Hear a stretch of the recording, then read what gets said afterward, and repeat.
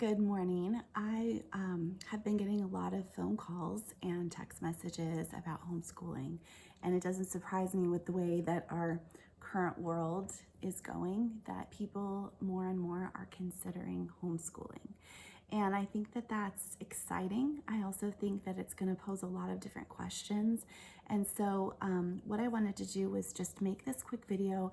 I think I'll probably do a series. You've decided to homeschool, and what do I do next? Because it can be really, really overwhelming. And rather than try and type all of this up, I thought it would be easier to talk it through a little bit more personal. And so I'm going to be posting this series for the next 3 days. And so today I want to start with your why. Why homeschool? Obviously, right now, most people are choosing to homeschool because of COVID-19 and what the public schools are doing and the decisions that they're making as far as wearing masks and basically unsocializing our children. And it's kind of funny because people always talk about how homeschooling could really unsocialize kids, and that's a whole nother video series on how I disagree with that. But truly what they're doing in the public schools feels a little bit scary. Feels like they're just changing the dynamic of our culture so much that everyone is choosing to change the culture in their homes.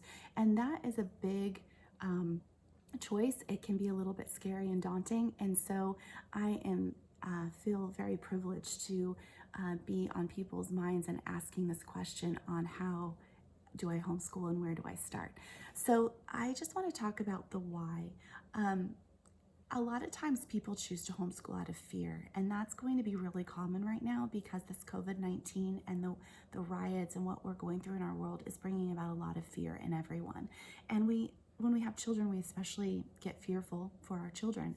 And so before you choose to homeschool, I really want to challenge you to take time to talk to your spouse, to talk to your children, and to really spend some time in prayer. Homeschooling is, of course, not easy. Sending your kids to school isn't easy. Taking on a full-time job, making any type of culture change isn't easy.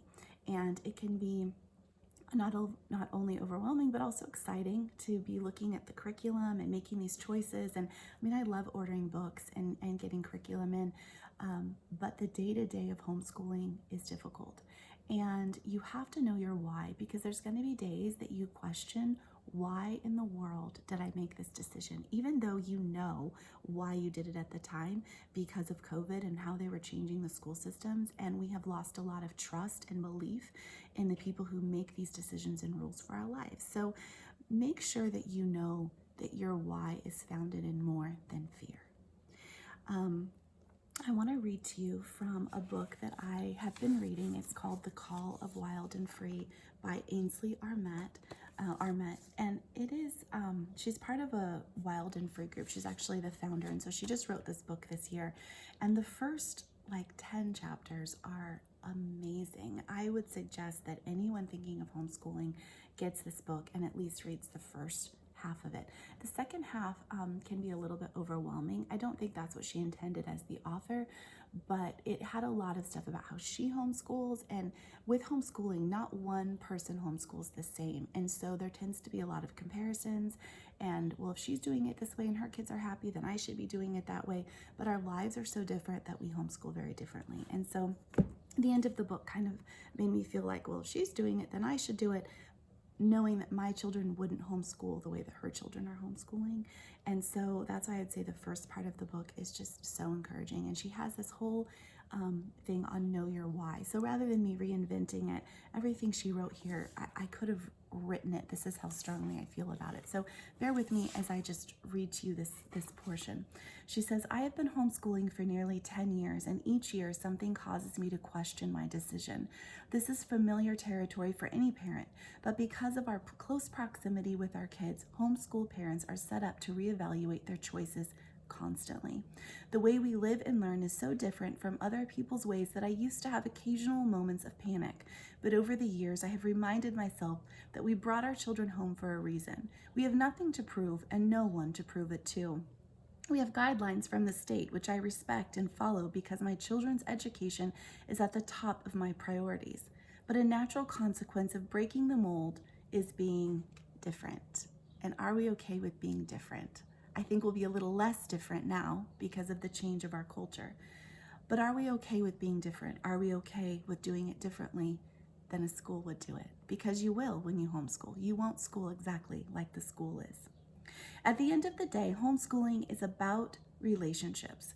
It's why I do it. It's why many other mothers do it. I want to savor every moment I have with my children. I know that one day they'll go off and have adventures with their own families, but the time we spend together as a family will root them deeply in the values that matter and dreams that inspire. Everyone needs a why to make it through the difficult times, the seemingly unfruitful times, the times when you question your decision, and you will have those days more often than you think. Your why is your reason. Your why is the conviction that inspires you and fuels the passion within you. Your why gives you the strength to carry on when your will is wavering. Your why gives you the ability to inspire your children and guide them on this journey. Your why could be a vision for your children's futures, the quality of the time you have together, or any number of factors that motivate you to keep them at home. But by all means, have a purpose, write it down, and remind yourself often, because one day you'll need it. So here's just some questions to ask yourself. And this is from a woman named Jillian Ragsdale. And she came up with a list of questions to define her why and to help others discover theirs. Why do you want to homeschool your children? Why do you think this is the best way to educate them? What is your main objective or focus of homeschooling? What goals do you want to achieve with your children at home? What do you want your children to achieve and do with their lives?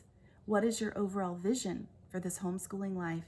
How can you create the homeschool life you envision? And that's what I want to talk about in the next video, is envisioning your homeschool life. It doesn't have to look like the brick and mortar school, even if you're only choosing to homeschool for a short time. You don't have to replicate what the brick and mortar is doing. You can't. You have just a few children. They're trying to school a mass amount of children, and that changes their why, that changes their focus.